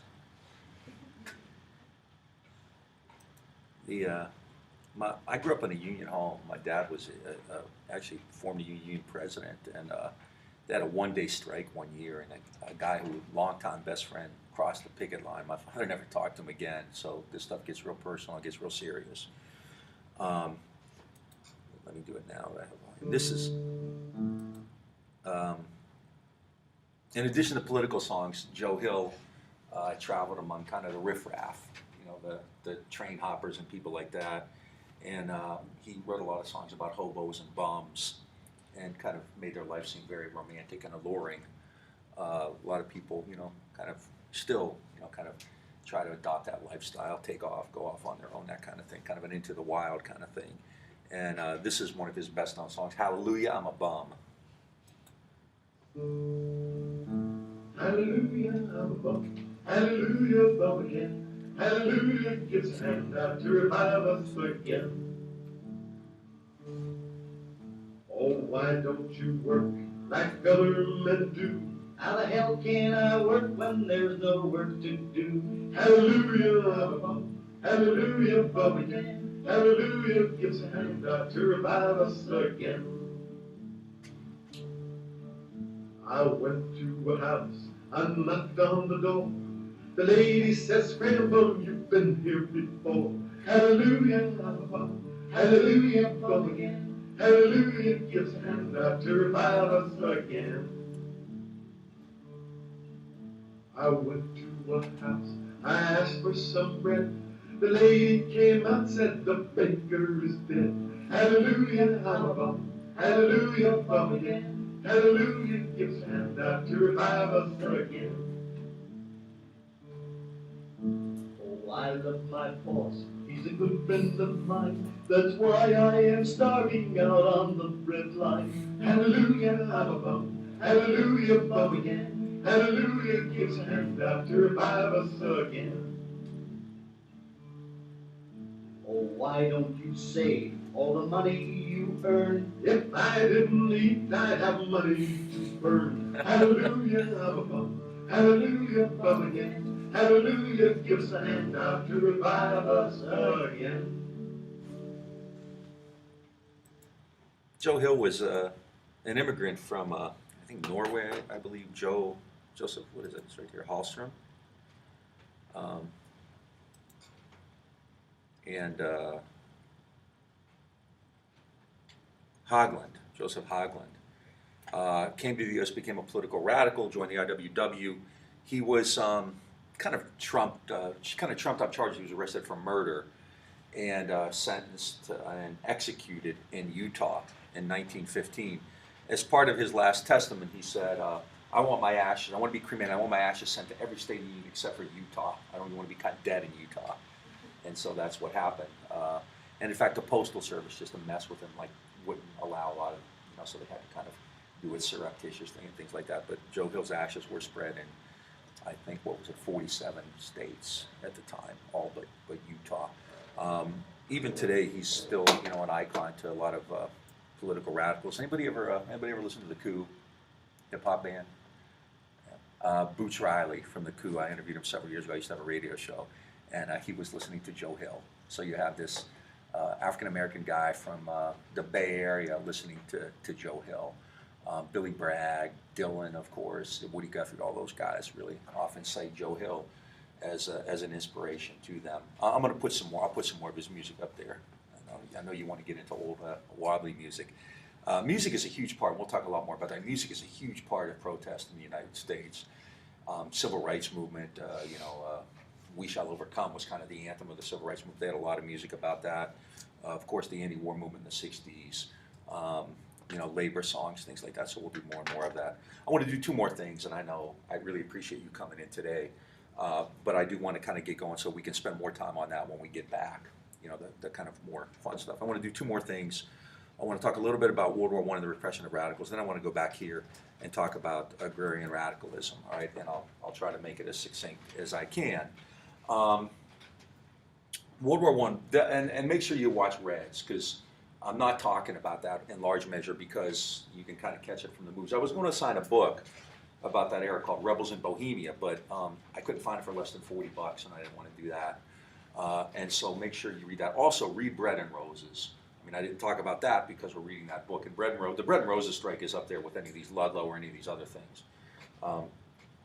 And next week, or this week or next week, I'll send you some kind of a question, kind of the equivalent of a take-home exam, which will cover this stuff in the book. And the week you come back, you can bring it in, all right, so you can work on it at home. So just kind of be prepared for that. Check your email, check the Facebook page, whatever. And make sure you watch Reds, like I said.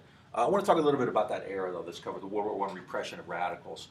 We've kind of danced around it with some of these labor actions. There's also in 1917 another labor action, which I don't want to really talk about, the Bisbee deportation. Similar to Ludlow, a bunch of miners are trying to organize. So what the bosses do is they get the state militia in Arizona to come in, and they take these 2,000 miners and they deport them. They send them out of state to places like California, right? And you're going to see this happen too in the 30s during the Depression. Anybody ever seen The Grapes of Wrath? If you're just trying to kill time over the holidays and you're bored or whatever, I mean, I'm not suggesting you should only watch it when you're bored, but it's a good movie to watch.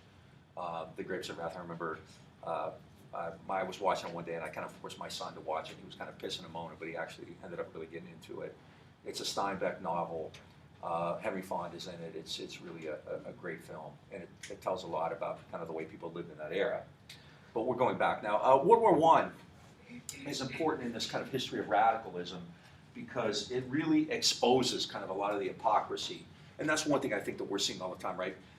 Bosses will invoke free labor in order to crush workers. They can organize collectively, they can collude, but when workers try to organize in a union or something like that, they'll go to court and they'll accuse them of conspiracy. Debs was convicted of conspiracy. So in World War I, you really see this, it's really glaring, right? Woodrow Wilson decides the United States should enter World War I. And in his speech, what is the reason he gives? We must enter World War I. Somebody said it. Democracy. To make the world must be made safe for democracy. That's beautiful, isn't it? Who cannot get behind that? So in the United States, people rally. African Americans join the war effort. Americans are fighting for the good cause, right? Now, what happens as a consequence of that is that people begin to believe that rhetoric. So blacks, for instance, joined the war. 20% of the army in World War I was African American, biggest percentage ever, right? They fight valiantly. They go to Europe, right? They're not allowed to participate in the victory march at the end of the war. At home, African Americans continue to be the objects of repression. So there's a real question then as to what this war for democracy really means. You know, if you're going to fight this war for democracy in Europe, what does democracy at home mean? Well, it's fairly clear that what you have in World War I is one of the biggest repressions, and wartime always brings out repression in U.S. history.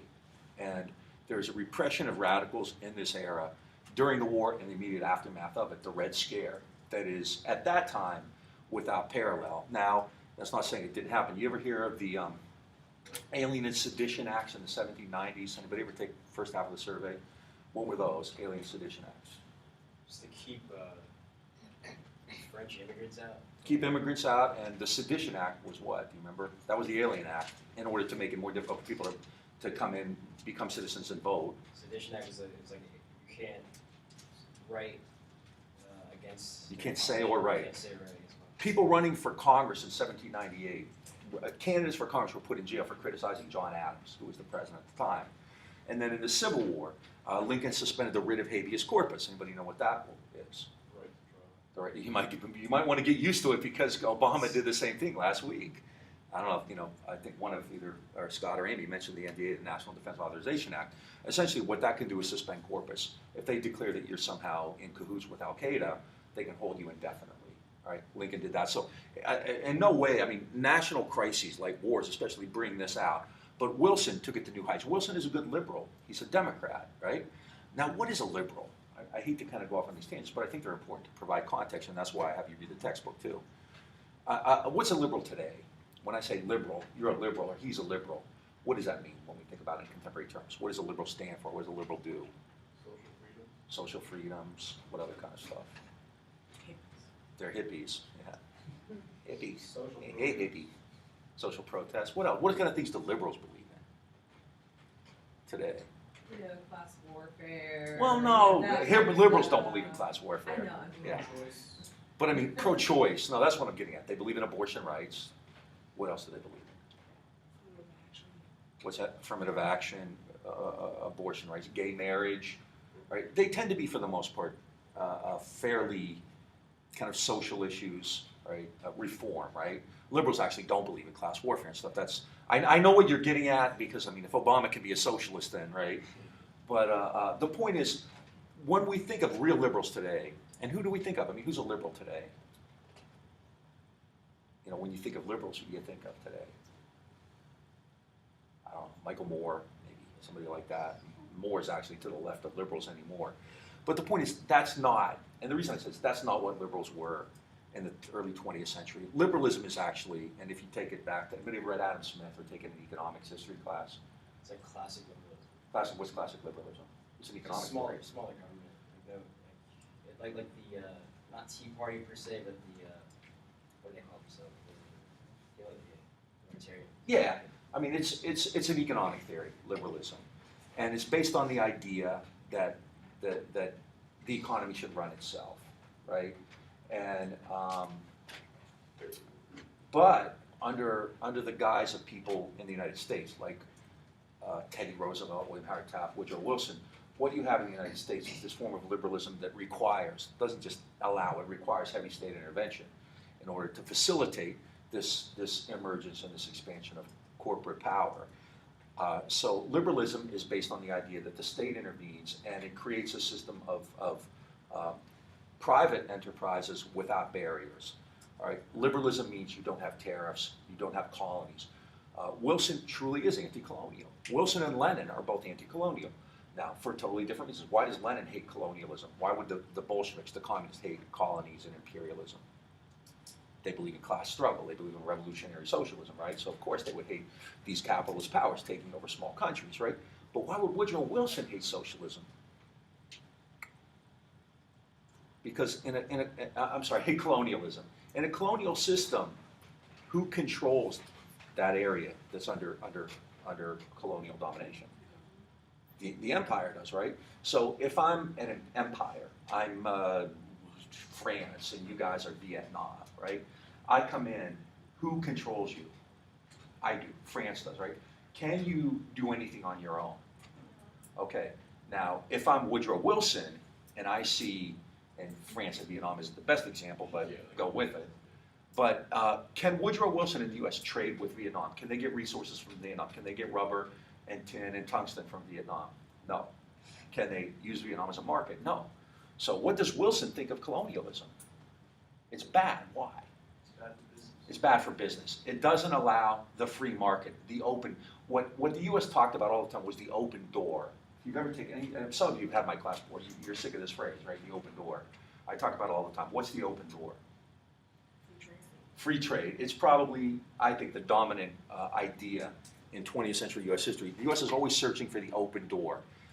Ways to get access to trade, raw materials, cheap labor markets, and so forth. Now, why does the United States advocate free trade as opposed to empire? If you want to colonize a country, how do you do it? How do you actually go in and take over a country? Win the people. What's that? Win the people over. Well, how do you win them over? You win them over at the barrel of a gun, right? You send the military in. You have to invade, you have to occupy, it's expensive, it's often bloody. Now, if instead of doing that, you can simply go in and use your economic power rather than your military power, you're ahead, right? William Howard Taft called this dollar diplomacy. Anybody ever heard of dollar diplomacy? What's dollar diplomacy? Well, and I guess in Mexico and South America, I believe. All over, but yeah, that's a good example. Dollar diplomacy in Mexico, yeah. Yeah, he went in and kind of won them over with trade. He said, we will substitute bullets with dollars. Yeah. We'll substitute bullets with dollars. Instead of sending in the army to occupy them, we send in the bankers and the commercial agents, right? And yeah, it's really prevalent in Mexico, but it's actually in Asia and many other places as well, right? Wilson's clearly comes out of that tradition. So when Wilson says the world must be made safe for democracy, what's he mean? Free trade. Free trade. Commercial liberty. If you go to the business school here, or any business school in America, quite often they'll define democracy as commercial liberty. Democracy means your ability to trade and buy and purchase and sell without too much regulation and too much restraint. Commercial liberty, right? I mean, the goal of America, the goal of American democracy is to become consumers. That's how we kind of determine democracy, when you can purchase goods, right? So when Wilson says the world must be made safe for democracy, he's talking about commercial liberty, free seas. That's why he hated German sub-warfare. German submarines were attacking American ships that were carrying gold back from selling arms in Europe. So these ships are coming back from on the Atlantic and they're getting sunk with gold in them, right? So that's his conception of democracy. Now, going back to the United States, what we would consider democracy is, pesky things like the First Amendment. What happens? When the war begins, Wilson creates something called the CPI, the Committee on Public Information. Has anybody heard of the CPI? And what do? It's war propaganda. It's war propaganda. They have these volunteers, they call them 4-minute men, all right? And the 4-minute men go around the country and they give 4-minute talks. They talk why I love America, why we must support the war. They go to theaters and plays and things like that, and they do their little spiel. It was headed by a progressive journalist named George Creel. In addition to that, though, so that's kind of a positive thing. It's propaganda, blah, blah, blah. But the flip side of that, that's the carrot. The stick side of that is Wilson says, woe be to the man or the group of men that stands in our way. Right? Woe be to the man or group of men that stands in our way. Now, think about that. What's that pesky First Amendment say? What's that First Amendment thing say? You have the right to speak. You have the right to dissent, don't you? I can stand here right now and say Obama is a rat fink. I don't like Obama. I don't like George Bush. You know, Bush's mother wears army boots, right? I can say whatever I want about these guys, and, you know, theoretically I should be able to get away with it, right? What's Wilson saying? No, you can't. And in fact, Wilson gets Congress to pass another sedition act, right? The Sedition and the Espionage Acts of World War I, right? And does anybody know what those acts say? What those, the Sedition and Espionage Acts say? And what could that act be? I mean, anything, right? I mean, clearly, if you throw a bomb or you blow something up, right? That's easy. Al-Qaeda, 9/11, that's easy. Everybody agrees with that. What's that? Propaganda. I mean, you know, I don't know if you follow the news much, but a few months ago, the U.S. went in and assassinated a guy, a cleric in, I think, Yemen, who was a propagandist. That was his main, that's the only thing he ever did. No one ever accused him of a violent act, but he was publishing anti-American propaganda. And the U.S. deemed that sufficient to go in and assassinate him with a drone, okay? Now you're skating on different ice, and this is what Wilson was doing too. He defined espionage and sedition in such a way that rhetoric or thoughts, and this is the thing that's really important here, and I stress every time I've ever taught this, we're talking about ideas. We're talking about ideas. Nobody would suggest that if you throw a bomb or you assassinate somebody, there should not be consequence. Everybody agrees with that. No one would disagree. That's over the line, absolutely, right? What we're talking about here is ideas, though. Suggesting that the government might be wrong. Giving people a different idea about what to do, all right? And that's the part that Wilson clearly is afraid of. And so what you do then is you have the Espionage Act, you know, if you're committing espionage, if you're somehow engaging in actions that are damaging American interests, and the Sedition Act, much like the Sedition Act of the 1790s, says you cannot write or publish anything that damages the war effort. And who gets to decide that? The courts do, right? It's not like they give you a list of what you can and can't say. And what this does is police ideas. It's a chilling, it has a chilling effect of censoring you before you do anything. You have to think, what will happen if I say this, all right? And there's a great deal of repression in this era. People are thrown in jail or attacked for spurious reasons. There are attacks as well on ethnic groups, Germans in particular. The U.S. is fighting against Germany. So immediately there's all this propaganda about how bad Germany is, the Huns. And the media has these stories how the Huns are throwing babies in the air and bayoneting them, right? Horrible. How could you know, these terrible Germans, right? The only problem was it hadn't happened. Again, you're too young to remember, but before the first Gulf War, I believe, some young girl who was 15 or 16, no, it was before the second, no, it was before the first Gulf War. This young girl comes in and talks about how Saddam Hussein is removing incubators, you know, disconnecting incubators, and all these babies are dying in these hospitals in Iraq, right? And everybody's appalled, what a horrible monster of a man. Well, this girl was actually the daughter of a Kuwaiti ambassador, and an American PR firm, Hill and Knowlton, had coached her ahead of time. None of that stuff had ever happened, but it didn't matter. You have this 15-year-old girl crying before Congress talking about these babies being killed. You'd have to be a beast not to be moved by that, right? Well, same thing happens in World War I. And so what that does is lead to a repression against German Americans. Some of it is silly. You remember the days of freedom fries, right? By the way, I don't think the French were ever upset at that. It's not like they really wanted their cuisine to be associated with French fries, but the point is, in World War I, instead of sauerkraut, you didn't eat that. Does anybody know what you ate? Liberty cabbage. Instead of bratwurst, you had Liberty sausage. Bars quit serving pretzels because they were German. They did not quit serving beer because they had to stay in business. Symphonies quit playing the German composers, which didn't leave them a whole lot to play. Schools quit teaching German language, right? So a lot of it is just absurd hysteria. But more than that, there was a man named Robert Prager in St. Louis who was a German national but a naturalized citizen. He was an American citizen, but he'd come over from Germany. He still spoke with an accent. Everybody knew he was German. A mob grabs him, takes him out, and quarters him and kills him, right? The DA has to file charges. They go to court. The trial lasts less than an hour. The jury goes out. They come back. They go out. They walk out. They come back in, and they declare him not guilty, the guys who killed him. And they said, nobody can say we're not proud Americans, right? A bunch of groups get established to promote what they call 100% Americanism. So amid this, then, it's really frightening. It's a chilling environment. But there are groups that emerge to fight and challenge the war, all right? And I'm going to get to the most notable in a minute, the whole Gene Debs episode. In addition to Germans, another group, and I mentioned this earlier, was African Americans. Blacks specifically hear Wilson's rhetoric. We are fighting a war to make the world safer democracy. If you're African American in the United States, when you hear that, what do you think? How do you internalize that? How do you hear that? What's that? You feel involved. And if there's a war to make the world safer democracy, what does that mean for blacks in the United States? You'll be able to experience that. Exactly. There was a poet named Fenton Johnson, a black poet, who wrote a poem called The New Day. You know, we return from fighting, we return fighting. There was a new Negro movement at the time. There was this sense, and that's why people, even like W.B. Du Bois, anybody know who Du Bois is? All right, who was Du Bois? Just politically, who was Du Bois? He was one of the founders of the NAACP. As a writer. Newspaper. The crisis, but brilliant man. First black PhD from Harvard. Did you want to create the 10%, the top 10%? Yeah, but I mean, politically, he was very critical. He always who's he stand in contrast to whenever you see the comparisons? Booker T. Washington, right? And Booker T. Washington, what was his particular idea?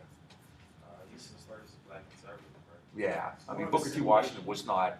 Booker T. Washington believed in kind of accommodation and assimilation. Learn your trades. Don't get your hopes up too high. Know your place. That kind of thing. Du Bois wasn't like that at all. Du Bois Du Bois comes out of the kind of Nat Turner, Frederick Douglass tradition, which scares the hell out of white people, right? Especially because Du Bois is smarter than them, right? He's written books on sociology that still stand today, books on Reconstruction, The Negro in Philadelphia, brilliant books. And so Du Bois, even Du Bois, tries to get a commission in the army. I mean, the point is, Du Bois is pretty radical, and yet even he says there's a lot that we can do.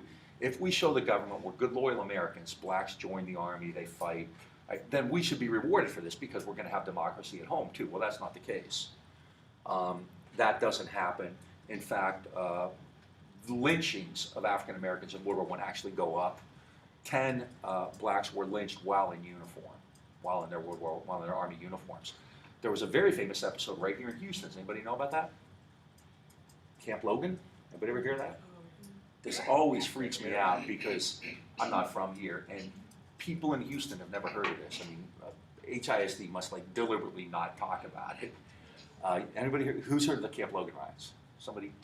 It's like Memorial Park, and they came in and murdered a bunch of people. There had been tension. There were black units, and black units were segregated. They had white officers, and the worst white officers were given command over black units, and it was embarrassing. They didn't want it, so they were particularly ruthless. There were black regiments, I forget where they were from, stationed here in Houston, and they would often have run-ins with the white cops, not surprisingly, right? A lot of them are from the north. What's that? A lot of them are Well, I know they were from, I think some were from St. Louis too. A lot of them were from places. Well, I mean, north of. Yeah, a lot of them were from places that were not used to the same vehement racism that you would see in Houston. I mean, it's not like they were living in a great place, but they weren't used to Texas racism. And there had been these skirmishes back and forth. And so at one point, the white cops come in to the camp, and they bust into people's houses, and they push wives around and stuff like that. And so the soldiers go downtown, and they confront the cops, and it gets ugly. And by the end of it, people on both sides are killed. And this occurs down in the Camp Logan area, which I think is over there kind of near kind of where Allen Parkway and Dallas and all that stuff is now. There's actually a Camp Logan sandwich shop there. The government comes in and arrests only African Americans, soldiers. They don't arrest any white cops. And they have a trial, and they have a court martial, and they set up gallows in Memorial Park where they hang, I think, 7 or 8 of them. They're hanged, right? The Camp Logan riots, right? It's a national outcry, national scandal about it. I'm stunned because nobody in Houston knows about this. It's just still amazing that it takes place in your backyard, and yet people around here keep it hush hush, right? So this is the kind of stuff that's going there. Beach riots in Chicago. Beaches are segregated. The water's actually segregating. At one point, a young black man crosses into white waters, and boom, the whole beach explodes, and 20 people on both sides. There's a terrible race riot in Philadelphia. So all this stuff is going on. So this idea that we're fighting to make the world safe for democracy, well, look at the United States. African Americans, German Americans, and political radicals certainly don't have any form of democracy. The most famous face of this repression is Eugene Victor Debs. Debs is, we talked about him with regard to the railroad strike. Debs is a socialist. He's the head of the American Socialist Party. He ran for president in 1912. And 1916, he got 1 million votes, right? I mean, this is the most successful socialist candidacy ever. Debs was giving a speech one day in Canton, Ohio, and I'm going to play it in a minute. Mark Ruffalo, the actor, gives the Debs speech. And he's arrested after that and charged with violation of the Sedition Act. He ends up serving, I think, 18, 20 months in jail, okay, for this speech. Okay? It's an idea, right? This is Debs' speech. Another eloquent voice against World War I was that of Eugene Debs, the railroad union organizer and leader of the Socialist Party. On June 18, 1918, he addressed a mass rally of workers in Ohio, knowing that his words could lead, as they did, to his arrest and imprisonment. His sentence of 10 years was upheld by a unanimous Supreme Court decision. Here is the speech that led to his arrest. Sam Johnson declared that patriotism is the last refuge of the scoundrel. He must have had the Wall Street gentry in mind, or at least their prototypes. For in every age it has been the tyrant, the oppressor, and the exploiter who has wrapped himself in the cloak of patriotism, or religion, or both, to deceive and overawe the people. Every solitary one of these aristocratic conspirators and would-be murderers claims to be an arch-patriot. Every one of them insists that the war is being waged to make the world safe for democracy. What humbug! What rot! What false pretense!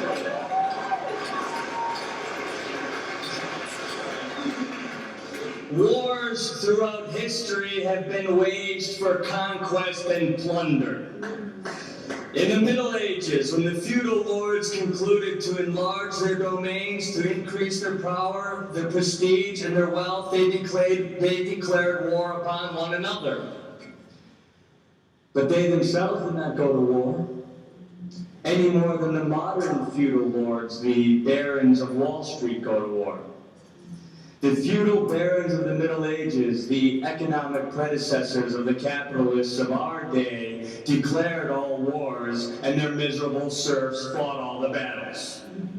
The poor, ignorant serfs had been taught to revere their masters, to believe that when their masters declared war upon one another, it was their patriotic duty to fall upon one another and to cut one another's throats for the profit and glory of the lords and barons who held them in contempt. And what is war in a nutshell? The master class has always declared the wars. The subject class has always fought the battles. The master class has had all to gain and nothing to lose, while the subject class has had nothing to gain and all to lose, especially their lives. They have always taught and trained you to believe it to be your patriotic duty to go to war and to have yourselves slaughtered at their command. But in all the history of the world, you, the people, have never had a voice in declaring war. And strange as it certainly appears, no war by any nation in any age has ever been declared by the people. The working class who fight all the battles, the working class who make the supreme sacrifices, the working class who freely shed their blood and furnish their corpses, have never yet had a voice in either declaring war or making peace. It is the ruling class that invariably does both. They alone declare war, and they alone make peace. Yours not to reason why, yours but to do and die. That is their motto. And we object on the part of the awakening workers of this nation. If war is right, let it be declared by the people.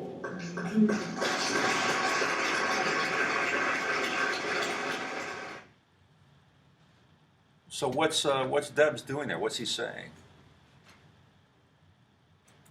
What? You're just a pawn. Right. Grand scheme. Is he telling people to go kill Woodrow Wilson? Is he no? All right. So I mean, basically, he's putting this idea out that this is a rich man's war, and the children of the working class should be fighting in it and dying in it. You're a pawn, right?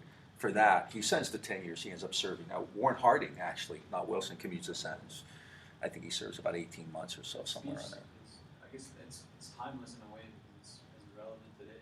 Yeah, I mean, this was done in connection with an action about the Iraq War. Ruffalo is a political activist that way. All right, let me stop here because it's I know you want to get going, and I can start the next time out. We'll talk a little bit about populism and anti-imperialism, and then we'll go from there. Anybody have any questions about this? I mean, we've covered 2 centuries now, which is what I wanted to do. So we have 2 weeks to do the 20th century, and the whole last week we can do kind of contemporary stuff. The 60s and the no nukes movement all the way up to Occupy movement. So I appreciate you coming in today. If you have any questions, let me know. Check the emails and Facebooks. Have a great holiday season. Merry Christmas, Happy New Year's, all that kind of stuff. Happy Hanukkah, Kwanzaa, Festivus, whatever. And enjoy yourselves, be safe, all that kind of stuff.